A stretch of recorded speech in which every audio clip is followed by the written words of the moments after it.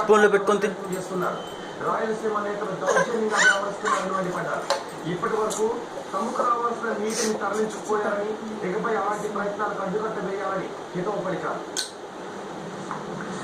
తుంగభద్ర నదీ జలాల వినియోగంపై స్వాతంత్ర్యానికి చేయాలని ఉందా నీకు? మధ్య ఒప్పందం కుదిరింది. దీని ప్రకారమే కర్ణాటకలోని మాన్య ప్రాంతంలో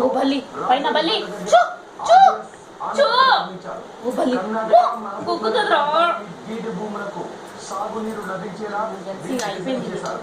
5,000 ఎకరాలకు 1.1 టీఎంసీల నీటిని, మహబూబ్ నగర్ జిల్లాలకు 15.9 టీఎంసీల నీటితో 87,000 ఎకరాలకు సాగు చేసుకునే విధంగా ఈ ప్రాజెక్టు నిర్మించారు.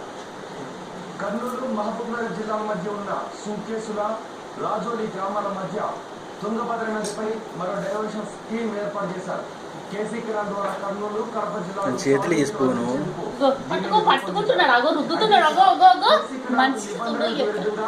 35 టీఎంసీల నీటిని తరలిస్తున్నారు అనేది తెలంగాణ రైతుల వాదన. ఆర్డీఎస్ ద్వారా తెలంగాణలో కేవలం 20,000 ఎకరాలు మాత్రమే సాగవుతున్నాయని అంటున్నారు రైతులు. జూరాల టైలెంట్ కాలువ ద్వారా వచ్చే నీరు కేవలం 3.4 టీఎంసీలకే